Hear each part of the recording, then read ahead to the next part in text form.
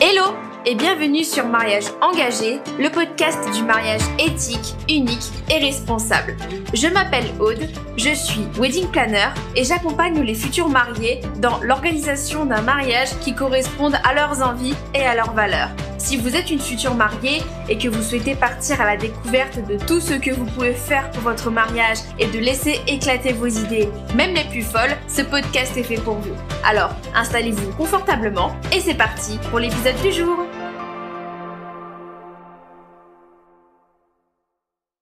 Hello tout le monde et bienvenue dans l'épisode 62 de Mariage Engagé. J'espère que vous allez bien, que vous passez une excellente semaine et je suis très contente de vous retrouver pour cet épisode, alors qu'il ne sera pas un épisode de conseil mais plus un épisode confession. Cette idée d'épisode en fait elle m'est venue parce que ces 3 dernières années on m'a souvent posé la question mais Aude, comment est-ce que tu fais ? Tu es à l'école, tu as une alternance et tu lances ton entreprise de wedding planner, t'es hyper active sur les réseaux sociaux, tu fais des reels, des stories, un podcast, t'es présente de partout, mais comment tu fais, comment tu arrives à t'organiser pour faire tout ça ?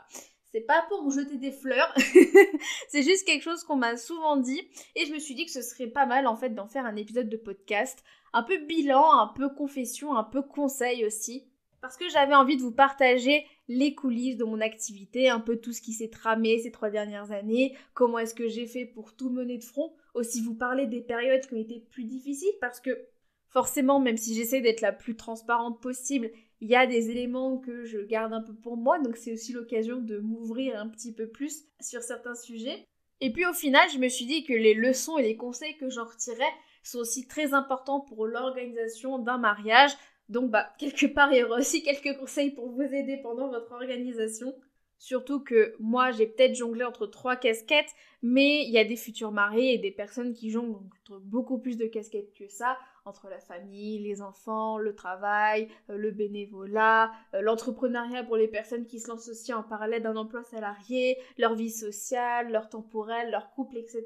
Bref, il y a énormément de choses qui se passent dans une vie et je trouve que toutes les personnes, toutes les mariées qui arrivent à gérer tout ça, pour moi, sont de vraies Wonder Woman. Franchement, je tiens vraiment à leur exprimer tout mon respect. Parce que si moi, déjà, avec 3 casquettes, je m'en sortais plutôt bien, j'ose à peine imaginer à quel point ça doit être compliqué quand on rajoute beaucoup plus de choses dans la balance. Donc franchement, gros big up à vous, vous le méritez amplement. On va commencer par un petit peu de contexte pour un peu recontextualiser les choses pour peut-être les personnes qui n'ont pas tout l'historique en tête. Alors, je ne vais pas le détailler parce que je le détaille un petit peu plus dans l'épisode 0, l'épisode pilote du podcast que je vous mets dans la description. Mais je voulais revenir notamment sur quelques dates clés qui ont jalonné mon parcours de ces 3 dernières années pour que vous puissiez un peu avoir la timeline, on va dire, entre l'école, l'alternance, le déménagement, bref, tous ces éléments qui ont jalonné ma vie de wedding planner, entre guillemets, et qui font aussi que j'en suis ici aujourd'hui. Pour rappel, j'ai commencé ma formation en mars 2020, donc ça fait 3 ans déjà que je suis officiellement tombée dedans, que je suis officiellement tombée dans le monde du mariage et dans le monde magnifique du wedding planning. Et si vous vous souvenez, c'était la période bénite ou maudite en fonction des personnes du premier confinement. Et c'est vrai que là, se dire, ça fait déjà 3 ans qu'on se tape le coronavirus, ça fait un peu mal. Comme dirait ma mère, ça nous rajeunit pas tout ça. Et donc à cette période-là, trêve de plaisanterie, donc j'étais en première année d'alternance, j'étais en dernière année de bachelor, première et dernière année de bachelor, mais c'était également ma première année d'alternance donc pour l'entreprise McCormick, donc chez qui j'ai été pendant les 3 dernières années dans la grande distribution alimentaire. C'est pas forcément quelque chose que je partage dans l'épisode 0, donc je voulais quand même vous parler un petit peu de l'état d'esprit, en tout cas de ce que je me souviens de l'état d'esprit dans lequel j'étais lorsque je me suis lancée dans cette aventure. En soi, je me disais que j'avais déjà cette double vie à gérer, le fait que je venais juste de partir quelque part de Lyon, que j'étais toute seule dans une ville que je connaissais un petit peu mais pas énormément non plus. En soi, je me sentais plutôt bien, je me sentais pas spécialement inquiète à l'idée de gérer tout ça. Enfin, l'entrepreneuriat, c'était quelque chose à laquelle je pensais déjà depuis quelques semaines, depuis quelques mois, et un peu le confinement, ça m'a un peu secouée, dans le sens où je me suis vraiment posée et que je me suis dit, mais qu'est-ce que je veux faire ? Et je suis retombée sur le monde du mariage qui me plaisait déjà depuis quelques années, et je me suis dit que c'était le moment ou jamais de concrétiser tout ça.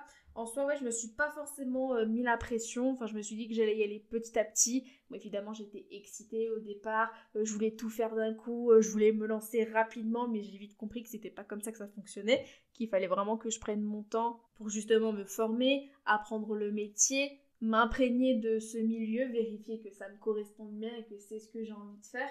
Et ensuite me lancer une fois que j'aurai tous ces éléments en main pour cartonner. Et puis, mon projet, c'était aussi de garder un emploi salarié jusqu'à ce que j'arrive à être financièrement indépendante avec mon activité, même si je pensais que j'y arriverais à la fin de mon master, ce qui, comme je pense que vous le savez, n'est pas encore le cas, mais peut-être qu'un jour ça arrivera, on croise les doigts.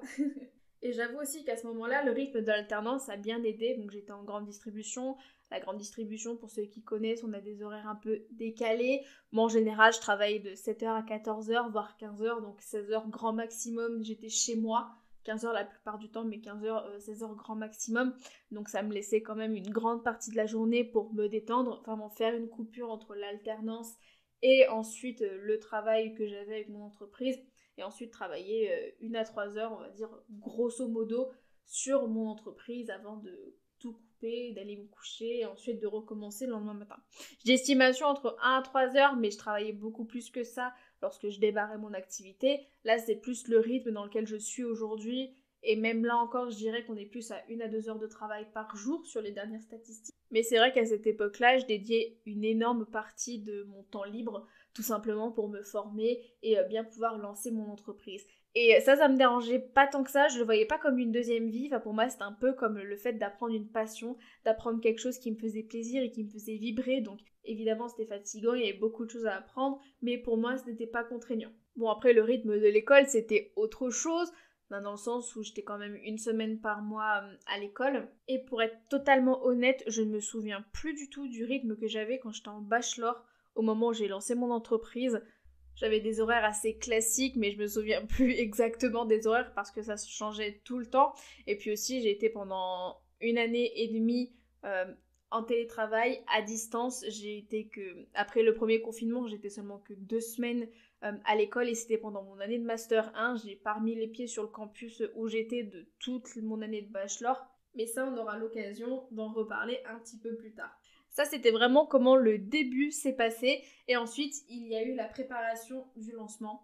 Donc, je me suis fixée très tôt sur les différentes étapes que je voulais atteindre pour vraiment me laisser le temps de vraiment travailler sur mon entreprise, sur mon positionnement, sur mes réseaux sociaux pour que ça puisse aller rapidement dès le départ. Je me suis fixée rapidement sur le fait que je voulais lancer mes réseaux sociaux en décembre 2020 et lancer mon entreprise donc à ma rentrée en Master 2 donc en septembre 2021. Je vous avoue que ces choix-là ont un peu été motivés par 2 raisons. Donc, comme je l'ai dit, c'était la préparation. C'était vraiment le temps pour me permettre de passer mon diplôme, d'apprendre mon métier, de préparer mes différentes plateformes, mon Instagram, mon site internet, ma newsletter, mes cadeaux gratuits, mon premier shooting d'inspiration que j'ai fait juste avant de lancer mon activité. Et puis surtout par rapport au contexte de vie dans lequel j'étais, donc avec mon master, le fait que ce soit encore en distanciel, et le fait que j'avais toutes ces choses-là à gérer, je voulais vraiment prendre le temps en fait de trouver mon rythme, de trouver un peu la façon que j'avais de travailler pour vraiment être sûre que j'arrive à tout mener de front et que je me retrouve pas 3 mois après le lancement à faire un burn-out parce que j'avais pas anticipé le travail, que j'en faisais trop et que je prenais pas assez de temps pour moi. Vous verrez, on va y revenir encore d'ici quelques instants. Et puis aussi la stratégie de lancer mes réseaux sociaux suffisamment en avance, ça a été que j'ai pu beaucoup communiquer, j'ai pu commencer à me faire connaître, et ça m'a quand même bien aidé lorsque j'ai lancé mon entreprise. Alors je me souviens plus du nombre de followers que j'avais sur Instagram lorsque j'ai lancé mon entreprise, mais j'ai quand même signé mon premier contrat 4 mois après avoir lancé officiellement mon activité. Donc je pense qu'on peut dire que ça a plutôt bien fonctionné. Instant timeline, donc encore une fois, j'ai commencé à préparer mes supports en septembre 2020, j'ai lancé mes réseaux sociaux en décembre 2020 et j'ai passé mon diplôme de wedding planner en janvier 2021 que j'ai eu. Donc, pour rappel, j'ai passé le diplôme à la International Wedding Institute, donc il me semble que la formation a pas mal évolué depuis que j'y étais. Et ensuite, après janvier 2021, j'ai tout de suite enchaîné sur un diplôme de wedding design, donc de décoration, décoratrice de mariage, donc que j'ai fait avec la Wedding Academy, donc qui est une école internationale cette fois de wedding planner ou de façon générale dans les métiers du mariage, puisqu'il y a aussi des formations pour être officiant ou pour organiser des destination weddings. Et j'aurais très bien pu rester donc à l'International Wedding Institute pour faire le diplôme, mais j'avais aussi envie de faire autre chose, de tester un autre mode. Et j'étais tombée sur la Wedding Academy il y a quelques temps auparavant, et ça m'a vraiment beaucoup plu en fait de pouvoir parler pouvoir échanger, de pouvoir parler avec des professionnels du mariage du monde entier. Et puis ça m'a beaucoup aidé aussi d'apprendre le vocabulaire anglais du mariage. Ça m'a pas mal aidé, j'ai déjà pu faire quelques appels découvertes pour des mariages en anglais, donc ça m'a fait quand même super plaisir d'avoir à connaître tout ce vocabulaire en avance. Et donc je parlais du fait que j'ai été en distanciel pendant 1 an et demi entre le deuxième semestre du bachelor et la fin de mon année de master 1, et c'est vrai que ça a quand même pas mal aidé de fait d'être en distanciel, parce que je pouvais profiter des pauses déjeuner, j'avais pas le temps de transport, donc je pouvais en profiter pour plus travailler sur mon entreprise. Et je le reconnais aussi que quelquefois j'ai profité des cours pour un peu avancer sur mon activité, je plaide coupable. Et puis évidemment, pile avant, 3 mois avant mon lancement officiel, qu'est-ce que j'ai lancé ? J'ai aussi lancé mon podcast, le podcast que j'ai lancé en juin 2021 après avoir suivi la formation Build Your Podcast de Safia Gourari, qui m'a vraiment beaucoup motivée à lancer mon propre podcast. Et vous le savez puisque j'en parle beaucoup, mais je suis extrêmement fière de l'avoir fait, et je suis encore extrêmement fière de pouvoir être là encore une fois derrière au micro aujourd'hui, après tous les progrès que j'ai pu faire dans ce milieu-là, dans le milieu du podcast. Et c'est là où on va un peu arriver à la période qui était pas très drôle. C'est là ce que je vous disais en introduction, c'est que évidemment je partageais beaucoup de choses positives. Bon, j'essaie d'être la plus transparente aussi quand j'ai des périodes un peu down. J'ai un peu parlé aussi de cette période qui m'est arrivée donc entre juillet et août, donc pile avant, donc entre le lancement de mon podcast et avant le lancement de mon activité. J'ai eu une période où en fait mon corps a tiré la sonnette d'alarme, dans le sens où entre mars 2020, enfin entre le début de ma formation et juillet 2021, à l'exception de quelques jours, et encore j'ai beaucoup de mal à m'en souvenir, j'ai travaillé systématiquement tous les jours pendant des heures sur mon entreprise. Et comme je le disais, moi je le ressentais comme quoi ça me dérangeait pas, parce que c'était quelque chose que j'aimais et que je le voyais pas comme une contrainte et que je le voyais pas comme un travail. Sauf qu'apparemment mon corps a pensé les choses différemment. Dans le sens où en juillet 2021, ce qui s'est passé, c'est que pour la première fois depuis 1 an et demi, j'ai pris quelques jours off pour mon anniversaire, donc pour fêter mes 22 ans, et aussi parce que j'ai fait un voyage qui me tenait beaucoup à cœur. Donc j'ai voyagé en Slovénie et en Croatie avec ma sœur. C'était un voyage qu'on devait faire depuis 2 ans et qu'on cessait de repousser par rapport au Covid et qu'on a enfin pu faire. Et vu que la Slovénie, c'est un pays que j'adore énormément et que je voulais encore découvrir de nouveaux coins et faire découvrir ce magnifique pays à ma sœur, j'ai vraiment pris 95% du temps, j'ai vraiment été en off. Je n'ai pas du tout travaillé sur mon entreprise, même si évidemment je n'ai pas pu m'empêcher de faire quelques mails, quelques commentaires entre deux sorties. Et c'est là en fait où je me suis rendu compte que j'avais énormément de mal à décrocher. Dans le sens où je me sentais extrêmement coupable de bosser et de pas vraiment profiter à 100%, parce que j'avais encore mon esprit qui était un peu centré sur le boulot. Je me suis dit mais si je fais pas ça, je vais être en retard, j'ai le lancement qui arrive, comment je vais faire et tout. Je commençais un peu à être paniquée. Et lorsque je suis rentrée de Slovénie et que je suis rentrée à Toulouse, que j'ai essayé de m'y remettre, je n'avais plus du tout la motivation. Je n'avais plus du tout envie de travailler, je n'avais plus envie d'avancer sur ce que je devais faire. J'étais totalement à une phase où je me suis dit en fait, faut vraiment que j'arrête quoi. Et pour répondre à votre question, alors j'ai pas forcément pensé à arrêter mon activité, déjà parce que je me sentais coupable de me dire j'ai fait tout ça et puis au final je vais juste arrêter, ça me semblait un peu complètement irréalisable.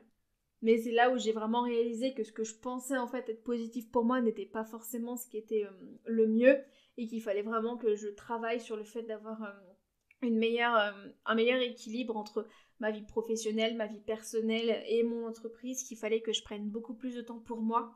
J'ai vraiment mis de mémoire un bon mois pour m'y remettre à 100%. Je me souviens que j'avais pris 2 semaines vraiment où je me suis dit je m'autorise à ne pas être tout le temps sur mon activité, à faire autre chose et à aussi penser à moi, puisqu'en plus 2 semaines après être revenue en Slovénie, ma mère et mes sœurs sont venues à Toulouse, on est partis en Espagne ensemble, on était partis le temps d'un week-end, et j'ai vraiment réussi à m'y remettre à fond au mois d'août, après avoir énormément travaillé sur mes process, sur moi-même, sur ce que je voulais, et puis surtout des façons idéales pour moi de vraiment bien séparer ma vie pro, ma vie perso, pour éviter que tout s'enchaîne, et me retrouver sur les rotules à la fin de la journée ou à la fin de la semaine avec plus du tout envie de m'y mettre.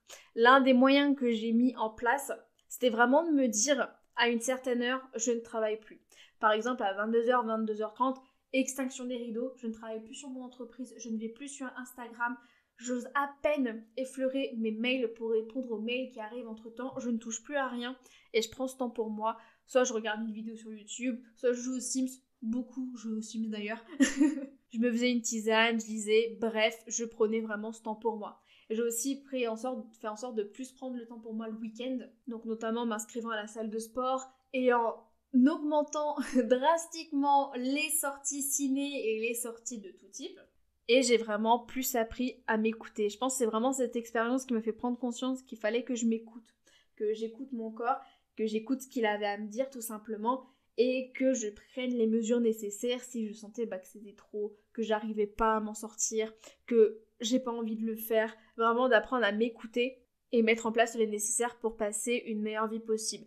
Voilà, par exemple, je vois bien, là je rentre du travail en ce moment, j'ai des trucs qui sont à faire sur ma to-do list, mais si jamais j'ai pas envie de faire certaines choses, je me dis, bon, ok, est-ce que c'est des choses que je peux repousser? Oui, je sais, c'est pas bien de procrastiner, mais des fois, la fin justifie les moyens. Je regarde si je peux pas le repousser. Je vois si par hasard, sur mon planning, j'ai pas des choses que je peux avancer, des choses plus simples et qui me donnent pas trop d'énergie pour le faire et repousser les tâches un peu plus compliquées sur lesquelles j'ai pas envie de m'y mettre.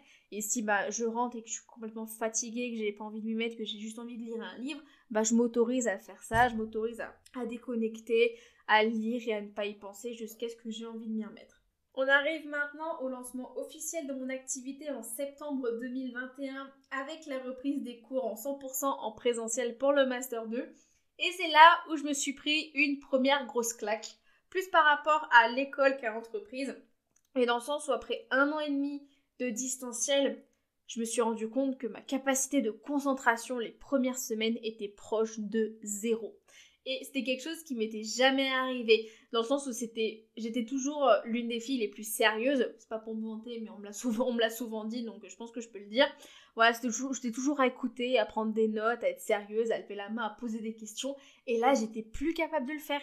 J'étais plus capable de me concentrer sur un cours, de prendre des notes, de m'intéresser. Pour moi, ça me semblait sans intérêt. Et je pense que c'est vraiment le distanciel, ça m'a pas mal foutu en l'air pour ça et j'étais pas la seule à le dire dans ma classe. Je n'arrivais pas à suivre les cours sans faire autre chose à côté, bref, c'était complètement la cata. Et bon, là, je m'en souviens un petit peu plus parce que c'est un peu plus récent. Et c'est encore une fois, c'est ce que je disais aussi quand j'étais en bachelor ou en master 1, je le reconnais, j'ai aussi parfois profité des cours pour avancer sur des tâches de mon entreprise pour éviter d'avoir à y travailler le soir même. Donc très clairement, si j'ai été capable de faire autant de choses l'année dernière, c'est par rapport à ça, par rapport au fait que je profitais des cours pour avancer sur des tâches de mon activité. Alors, je profitais pas de tous des cours. Peut-être qu'au début, je le faisais, mais je me suis vite rendu compte que c'était pas pérenne sur long terme, surtout si je voulais avoir mon diplôme. Donc, j'ai mis en place une petite stratégie. C'est que je m'autorisais à faire 1 à 2 tâches, pas beaucoup plus quand même pour pas rester totalement déconcentrée. Je m'autorisais à faire 1 à 2 tâches par jour, voire 3, en répartissant bien sur les cours pour quand même écouter. Je me forçais à poser des questions, à interagir, à être volontaire, un peu comme ce que je faisais avant, parce qu'en plus il y avait des cours où la participation était notée, donc c'était des points faciles. Et vu qu'il y avait beaucoup de travaux de groupe, voilà, je crois que c'était l'année où j'ai eu le plus de travaux de groupe de ma vie, je me suis dit, je fais peut-être ce que je veux ailleurs, mais quand je suis en travaux de groupe, je suis focus, je suis concentrée et je donne le meilleur de moi-même.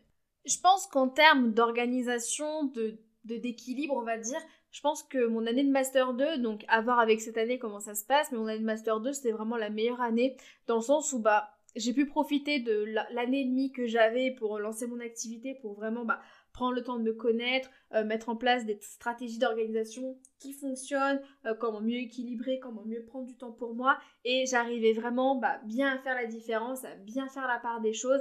J'arrivais à dégager suffisamment de temps pour faire ce que j'avais à faire. Je me suis jamais sentie une seule fois sous l'eau. Et je me suis vraiment sentie plus à l'aise avec tout ça au fur et à mesure de cette année. Bon, évidemment, j'ai mis en place certains éléments qui ont vraiment été des game changers pour moi. Et donc, je vous les partage puisque c'est aussi le but de l'épisode. Notamment le fait de marquer plus souvent les jours off ou les semaines off. Je le marquais systématiquement sur mon calendrier, sur mon agenda, c'était systématique alors que je ne le faisais pas avant. Et rien que ça m'a aidé à plus me projeter, à plus m'organiser puisque c'est aussi la période où j'ai découvert Notion, où je me suis vraiment mise à utiliser Notion pour mon organisation personnelle. Et c'est là où j'ai vraiment commencé à planifier mes tâches, ce que j'avais à faire sur des semaines, voire sur des mois entiers. Tout simplement parce que je me suis vite rendu compte que, alors moi le papier ça fonctionnait pas du tout, que moi j'étais plus digital parce que je consulte tout le temps mon agenda, Notion, etc. Donc pour moi c'était vraiment le plus pratique. Et aussi je me suis rendu compte que j'étais vachement plus efficace lorsque dès que j'ai une idée qui me vient en tête, une tâche que je dois planifier, je prends mon agenda, je regarde ce que j'ai à faire et en fonction je la planifie. Et je me restreins beaucoup, c'est-à-dire que je me souviens quand j'ai commencé à travailler sur mon entreprise, j'avais 8 à 10 tâches à faire par jour. Et à la fin de mon Master 2, j'étais à 2 maximum, voire 3 tâches par jour quand vraiment il y avait besoin.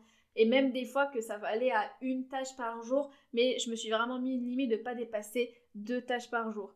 Et c'était vraiment, ça revient un peu aussi sur toutes les techniques d'organisation que j'ai pu partager, notamment en live sur Instagram il y a quelques temps, dans le sens où j'ai un peu beaucoup appliqué même la matrice d'Eisenhower, donc qui vous permet de classer vos tâches en fonction de ce qui est le plus important, de ce qui est à déléguer ou ce qui est complètement à supprimer. Et c'est vraiment une habitude que j'ai pris de faire. C'est quand j'ai une tâche, quand j'ai une idée, est-ce que je me dis, est-ce que c'est important? Est-ce que ça va vraiment être bénéfique pour moi? Est-ce que ça va m'aider à atteindre un de mes objectifs? Si c'est le cas, je la planifie. Et si c'est pas le cas, je me la mets de côté et je vois pour la faire plus tard. Ça m'a vraiment beaucoup aidé de faire ça, pour vraiment que je puisse mettre mon esprit dans la bonne direction et que je puisse me concentrer uniquement sur les tâches qui allaient vraiment m'apporter une plus-value. Un autre élément qui aura changé énormément de choses pour moi, ça a été d'instaurer des CEO Days, donc encore une fois, une notion que j'ai connue grâce à Safia. Et donc, qu'est-ce que c'est un CEO Day? C'est tout simplement un jour où en fait on va se centrer sur son activité en tant que CEO. On va prendre en fait toutes les décisions stratégiques, on peut en profiter pour se former, pour prendre du temps pour soi. Pour moi, le CEO Day, c'était plus un jour où en fait j'ai mis un peu toutes ces tâches qui je sais sont importantes pour mon business, mais que je n'ai pas forcément le temps de traiter au quotidien parce que j'ai autre chose à faire. Donc je me dis, je me bloque une journée par mois où je fais l'inventaire, je regarde mes statistiques, je regarde ce qui fonctionne, je fais un peu des tâches de fond, mais j'en profite aussi pour faire ces tâches qui sont importantes et que je n'ai pas forcément le temps de faire. Donc des trucs que je dois planifier, etc. Je le fais pendant le CEO Day et ça m'aide aussi à mieux planifier mon planning, à mieux voir sur les mois, les semaines à venir ce que j'ai à faire et ça m'aide aussi à mieux m'organiser tout simplement. Donc c'est une journée où je ne fais rien. Peut-être que je vais me faire une sortie ciné parce que c'est quand même important, j'adore ça et puis ça me permet aussi de prendre du temps pour moi et de faire un peu un break. Mais sinon le reste du temps, je suis chez moi, tranquille, dans mon canapé, avec mon petit plaid, une infusion, un chocolat, une série, de la musique, bref, je me mets bien, je me mets dans de bonnes conditions, je me motive pour travailler dessus et je me mets au boulot. Un élément que j'ai peut-être oublié de mentionner, mais qui, je pense, m'a aussi pas mal aidé, c'est le fait de me dire que j'étais en grande distribution, j'avais des horaires qui étaient décalés, donc pas sûr que j'aurais eu le temps de faire tout ce que j'ai pu faire si j'avais des horaires de bureau plus traditionnels où je rentrais chez moi à 20h des fois comme ça m'arrive de le faire maintenant. Mais aussi, ce qui a pas mal aidé, je pense, c'est que j'avais pas genre de dossier, des éléments à rendre, des présentations à faire, sur lesquels je vais travailler des heures le soir pour vraiment être sûre de le rendre le lendemain. Ça a dû arriver 2 ou 3 fois, et même encore là, j'ai bien réussi à m'organiser pour que tout fit en fait dans mon planning. Et je pense que ça a pas mal aidé de ne pas avoir de dossier, de gros trucs à rendre, de projets à suivre, puisque j'ai pas spécialement ça à faire non plus. Donc je pense que ça a pas mal aidé aussi à ce que je garde un équilibre qui soit le plus sain possible. En tout cas, pendant cette année, je me suis pas dit qu'il y a des moments où j'en faisais trop, que peut-être je privilégiais plus mon entreprise par rapport à ma vie personnelle, sachant que quand même mon alternance, mon mémoire, le fait aussi de trouver un CDI, parce que c'est aussi une question qui a été mise sur la table, donc dès le mois de janvier 2022, le fait de me dire, je vais peut-être pas forcément rester dans la boîte, qu'est-ce que je vais faire, est-ce que je vais à Lyon, est-ce que je reste à Toulouse, est-ce que je vais ailleurs, bref, tout un tas de questions que je me suis aussi posées pendant cette année-là, et il n'y a pas un moment où je me suis dit que j'en faisais trop, quoi. Donc je suis plutôt satisfaite en fait d'en être arrivée là, et de vraiment me dire, de regarder derrière moi et de me dire, en fait j'ai réussi à tout gérer, j'ai peut-être pas forcément mis en place des éléments qu'on peut considérer comme étant moraux, comme le fait d'être un peu déconcentré par rapport au cours.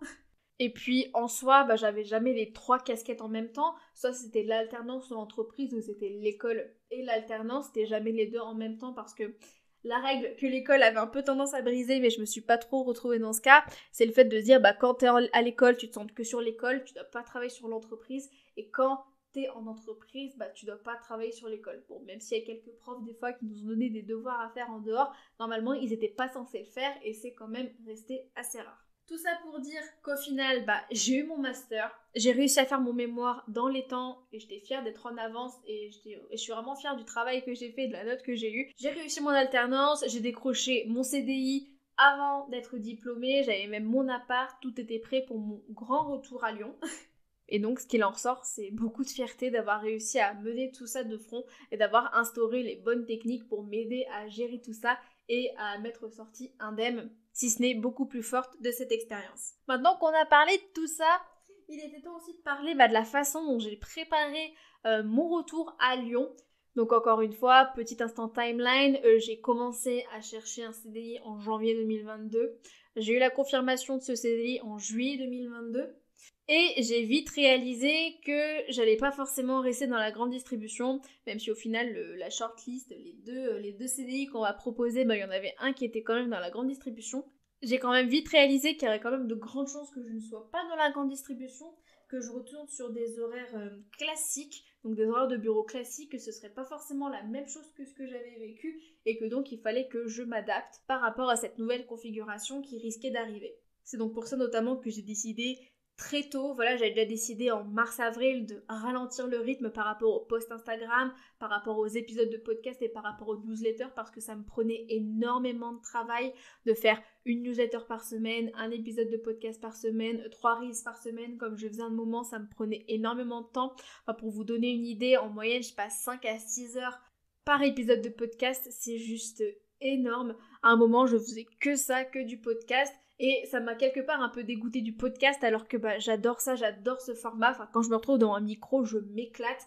Et ça m'a un peu dégoûtée de fait d'en faire autant. Donc c'est pour ça que je me suis dit, je laisse passer cette année. Mais après, je ralentis, je mets un stop. Et ce qui m'a aussi aidé à prendre cette décision, c'est que le podcast a énormément grandi. Il a énormément évolué en 2022. Il y a plus de 2000 écoutes qui ont été enregistrées en plus sur le podcast sur l'année. Donc 1500 en 6 mois, ce qui est vraiment énorme pour moi en tout cas. J'aurais jamais imaginé avoir ces résultats quand j'ai lancé le podcast. Et donc c'est ce qui m'a aidé à me dire, j'ai fait suffisamment de boulot, j'ai suffisamment d'épisodes pour quand même me référencer sur Google pour pouvoir en parler, etc. Parce que faut quand même penser à l'ami Google, hein. C'est ce qui peut m'aider aussi à attirer des clients.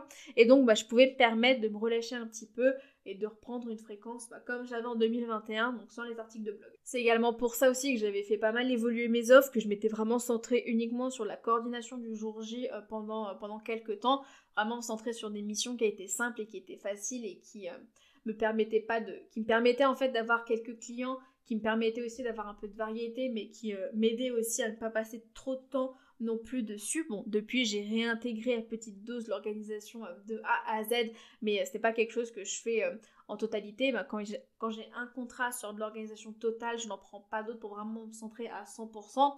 Et la limite, c'est je me concentre à peut-être 2 voire 3 contrats de coordination de jour J pour vraiment être sûre de consacrer suffisamment de temps à chacune de mes clientes, à chacun de mes couples. Et d'ailleurs, les coordinations du jour J, je fais en sorte qu'elles ne soient pas au même moment. Comme ça, les différentes missions que j'ai dans ce cadre-là n'interviennent pas au même moment et ça m'aide aussi à mieux répartir mon temps et à mieux gérer entre mes clientes, mes couples et les tâches que je dois faire comme les réseaux sociaux, le podcast, etc.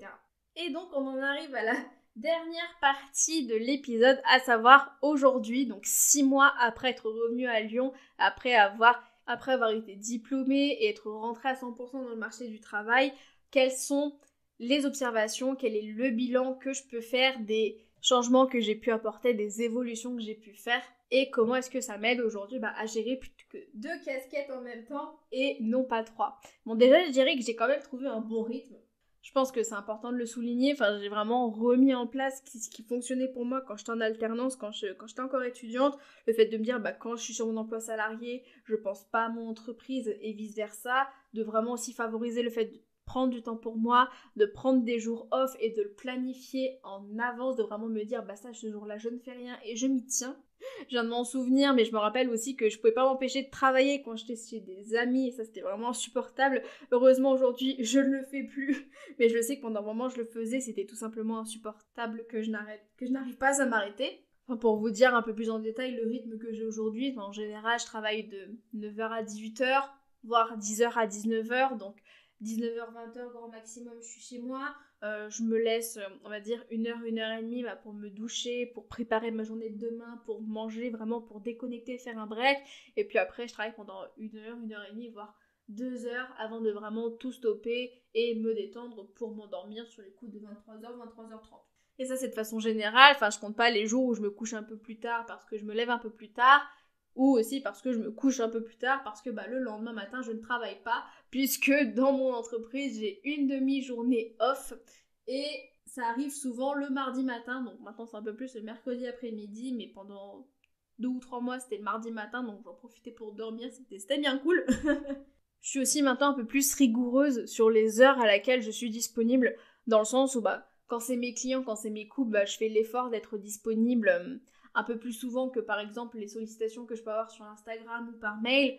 Mais quand c'est sur Instagram ou quand c'est par mail, je me fixe vraiment des limites, dans le sens où j'utilise beaucoup la fonction programmée de Gmail pour prendre le temps d'écrire mes réponses et les envoyer le lendemain matin. Et Instagram, pareil, je m'autorise à prendre une demi-heure pour vraiment tout traiter à la fois. Je batch tous les commentaires, tous les DM, toutes les réactions, etc. Je fais tout en même temps. Et ensuite, je n'y touche plus. Ça attendra le lendemain matin. Parce que je pense que c'est important. Même les pros ont le droit à la déconnexion. Un peu comme tout le monde, malheureusement, on n'est pas à la disposition de tout le monde. On a aussi besoin du temps pour nous. Et donc, c'est comme ça que je valorise le fait que je prends du temps pour moi. Je me fixe des créneaux horaires pour traiter tout ce que j'ai à faire et je m'y tiens. Ensuite, je n'y touche plus, ça attendra le lendemain matin. Bon, après, il y a aussi eu des moments un peu plus compliqués, notamment cette fameuse période de 2 semaines et demie où je me suis retrouvée un petit peu au chômage du jour au lendemain, puisque j'ai commencé mon nouveau CDI, je l'ai commencé début octobre. 2 semaines après, l'entreprise a rompu ma période d'essai. Alors, c'est vrai, je me sentais pas bien. C'est vrai, j'avais commencé un peu à postuler dans l'histoire de me marier, tout simplement parce que ça me plaisait vraiment pas ce que je faisais. Et l'entreprise a terminé ma période d'essai justement sous ces prétextes-là. Donc j'avoue que j'étais un peu vexée de me retrouver un peu sans rien. Surtout triste, aussi stressée, j'avais peur, je ne savais pas du tout quoi faire, j'avais peur de ne pas pouvoir m'en sortir, peur de ne pas réussir à retomber sur mes pieds. C'était quelques jours assez compliqués. J'ai même pensé à vraiment me lancer à 100% dans l'entrepreneuriat à ce moment-là, sauf que j'ai quand même été réaliste. À l'époque, c'est toujours le cas aujourd'hui. Même si j'ai quelques clientes, je ne gagne pas encore assez pour vivre ma vie. C'est plus un complément qu'une véritable activité. Donc il fallait bien que je retrouve un CDI rapidement, puisque 2 semaines et demie après, début novembre, j'ai commencé mon CDI actuel et dans lequel je me sens très bien aujourd'hui. Et depuis le début de l'année, alors j'ai pas forcément communiqué dessus, mais je vais un peu plus commencer à le faire, j'ai suivi la formation Campus Customer Care de Dorian Baker, donc pour devenir Customer Care Manager. Donc en 2 mots, le Customer Care, c'est tout ce qui va être le soin, la relation client, le soin apporté à l'expérience à n'importe quel stade, donc que ce soit l'audience, les prospects, les clients, ou même après la fin du contrat. C'est vraiment un domaine qui m'intéresse beaucoup. Je voulais beaucoup remettre la relation clientèle au centre de mon activité salariée, ce qui est le cas aujourd'hui, mais je voulais un peu plus pousser le bouchon et aussi en faire une grande partie de mon activité entrepreneuriale. Donc je mets déjà plusieurs façons en place dans mon entreprise de wedding planner, mais j'aimerais bien aussi, pourquoi pas, apporter mon expertise, mon expérience aux professionnels du mariage pour les aider à sublimer leur customer care et l'expérience qu'ils offrent à leurs clients. Alors, j'ai peut-être pas forcément envie non plus d'abandonner totalement le wedding planning et pour devenir totalement customer care manager, je vais juste tester. Voilà, vous me connaissez, j'adore tester, donc je vais voir où ça me mène, voir si déjà l'idée plaît, voir ce que j'en ressors, et puis je prendrai une décision une fois que j'aurai toutes les clés en main pour la faire. Mais bon, ne vous inquiétez pas, vous serez bien entendu. Bon, on approche tout doucement de la fin de l'épisode, et donc pour clôturer cet épisode, je pense que c'est la partie la plus importante, je voulais vous donner quelques conseils pour justement si jamais vous vous retrouvez dans cette situation, si vous devez jongler un peu entre plusieurs vies, votre mariage, autre chose, ou même si tout simplement vous souhaitez devenir entrepreneur et garder une activité salariée à la fois, ce qui n'est pas du tout évident comme je pense vous avez pu le constater. Je voulais finir sur ces quelques conseils qui, je pense, pourront aider beaucoup de personnes. Le premier conseil, ce serait vraiment de vous autoriser de la flexibilité. Parce que je trouve que c'est important en fait de bien s'organiser, mais également se laisser de la marge au cas où il y a des imprévus. Dieu sait qu'on a des imprévus dans une vie, au cas où justement il y ait des imprévus qui arrivent et qu'on se retrouve un peu embêté parce qu'on n'avait pas forcément prévu ça et qu'on n'a pas la possibilité de se retourner et de pouvoir s'adapter en fonction. Moi, je sais que c'est très clairement quelque chose qui m'a aidée. Enfin, notamment, ça peut être des conseils un peu simples, comme par exemple, si vous vous fixez tant de temps pour faire une tâche, enfin, peut-être laisser un petit peu de marge au niveau du temps, au cas où. Pareil au niveau des deadlines, vous fixez plusieurs deadlines en fonction. Et je sais que c'est un conseil que une de mes invitées avait donné dans un épisode, mais je plaide coupable, je n'arrive plus du tout à me souvenir dans quel épisode c'était le cas, donc si jamais je m'en souviens, je mettrai le lien de l'épisode dans la description. Mais justement dans cet épisode, donc la personne disait qu'elle se fixait, alors il y avait une deadline où vraiment c'était la deadline où elle devait rendre le travail, et donc elle se fixait une deadline une semaine avant, et elle oubliait la première deadline et se dire cette deadline qui était avant, c'était la deadline officielle, donc elle faisait tout pour cette deadline et elle utilisait un peu le temps pour relire, corriger, etc. et tout finaliser pour la deadline officielle. Donc c'est vraiment un super conseil et quelque chose que je peux vous conseiller d'appliquer, notamment par rapport au rétro-planning de votre mariage, justement pour vous laisser un peu plus de liberté. Parce que ce qu'il faut bien se dire, c'est que les choses ne sont pas figées, elles doivent évoluer en fonction de vos envies et de vos impératifs. Vous n'allez pas avoir le même emploi du temps une journée et la semaine suivante, vous allez avoir autre chose. Donc c'est vraiment important pour moi de se garder une petite flexibilité. Le deuxième conseil qui va de pair avec le troisième conseil, c'est vraiment de déconnecter et de prendre du temps off pour vous. Non seulement à des intervalles réguliers, mais aussi quand votre corps vous le dit, quand vous sentez que vous en avez besoin, d'où aussi l'importance d'appliquer le premier conseil, parce que si jamais vous avez prévu une dizaine de tâches et que vous êtes crevé, que vous n'avez pas envie de le faire, il va bien falloir que soit vous mettiez un petit coup de pied aux fesses pour le faire, soit que vous les reprogrammiez à un autre jour. Et au-delà même du fait de déconnecter, je pense que c'est vraiment important de bien mettre les choses dans des cases. Par exemple, ce que je disais, c'est que moi, je ne faisais jamais de travail scolaire pendant la période où j'étais en entreprise et vice-versa. Et là, c'est pareil pendant mon travail salarié. Je ne travaille pas sur mon entreprise quand je suis dans mon salariat et je ne pense pas au salariat quand je travaille pour mon entreprise. Et ça, je pense que c'est vraiment important. Ça permet vraiment de bien mettre les choses dans des boîtes. Et mine de rien, ça vous permet de ne pas toujours penser au boulot, ce qui est également très utile pour vous aider à déconnecter. Évidemment, un autre conseil que je voulais vous donner, ça va être par rapport à l'organisation, à la productivité et au fait d'utiliser les bons outils, les outils qui fonctionnent pour vous et qui vous aident à être mieux organisé et plus productif. Personnellement, je sais que j'ai décuplé ma productivité au moment où j'ai switché de Trello à Notion. J'ai vraiment pu me construire plus de visibilité, j'ai pu construire un planning peut-être sur les semaines et les mois suivants. Ça m'a beaucoup aidé, j'étais beaucoup moins stressée parce que je savais exactement ce que je devais faire et quand est-ce que je devais faire. Donc c'est pour ça que c'est vraiment important d'avoir les bons outils. Notamment d'avoir un agenda où vous allez tout mettre vos horaires de boulot, vos sorties, les sorties ciné, les dîners, les rendez-vous, etc. Vous allez tout mettre dessus et vous allez vraiment vous adapter en fonction de cet agenda. Vous allez adapter votre emploi du temps, vos tâches en fonction de justement ce que vous avez déjà prévu le jour même. Alors, comme j'ai pu souvent le dire sur les épisodes et les articles qui étaient dédiés à l'organisation, je sais que c'est quelque chose qui n'est pas facile. Enfin, trouver sa bonne organisation, ça demande beaucoup de temps, ça demande beaucoup d'investissement, d'énergie, de tests, ça peut être démotivant surtout parce qu'on est dans une société qui va très vite et ce genre de choses ça peut prendre du temps à se mettre en place. Donc on peut avoir envie de se dire ah ben non j'ai pas envie de le faire parce que ça prend trop de temps et moi j'ai besoin d'un truc qui fonctionne là maintenant tout de suite, mais il faut continuer parce qu'au final quand vous aurez trouvé votre organisation, la méthode qui vous convient le mieux, vous allez être super contente et vous allez en ressentir les résultats rapidement. Un autre conseil aussi que je voulais vous donner, c'est d'être bien entouré. Personnellement, je sais que dans mon aventure entrepreneuriale, j'ai eu de la chance d'avoir des proches qui m'ont énormément soutenue, qui continuent de me soutenir et j'ai même été très surprise parce que je pensais qu'il y a certaines personnes qui réagiraient un peu mal par rapport au fait que je veux me lancer dans l'entrepreneuriat et j'étais très surprise de voir que tout le monde, toute ma famille et mes amis ont été hyper encourageant par rapport à mes envies, par rapport à ce que je voulais faire et ça m'a très clairement aidée.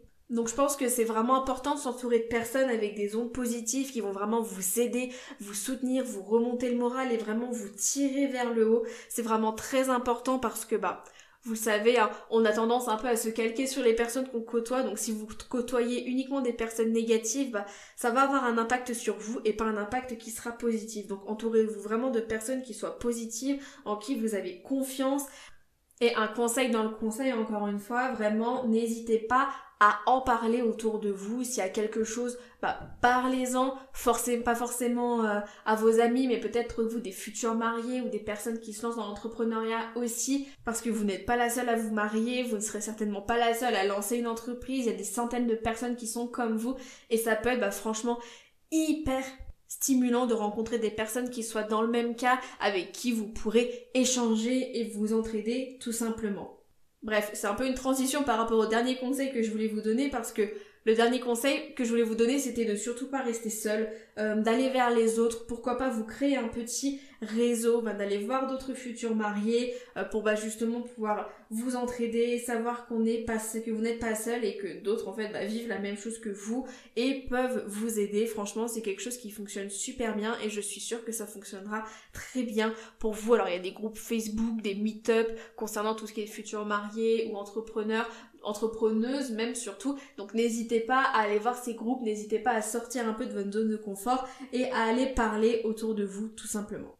Et voilà, ça y est, ça aurait été la fin de cet épisode, ma foi chargé en émotions pour moi parce que je vous avoue que je me suis un peu replongée dans ces 3 dernières années, l'émotion de ces 3 dernières années, donc c'était quelque chose d'assez libérateur, pas facile par moment, mais j'ai vraiment été super contente de pouvoir vous partager toutes ces péripéties, tout ce qui m'est arrivé ces dernières années, de vous les partager sur ce podcast. Franchement, ça m'a fait du bien. J'espère vraiment que cet épisode vous aura plu, j'espère que peut-être vous serez reconnus dans ce que j'ai dit tout au long. Donc n'hésitez pas si jamais vous souhaitez venir en parler, ma porte est grande ouverte, ce sera avec grand plaisir que je partagerai mon expérience et que je vous donnerai des conseils ou même tout simplement pouvoir en parler, tout simplement pouvoir être l'oreille attentive, pouvoir vous écouter, ça me ferait extrêmement plaisir, donc surtout n'hésitez pas.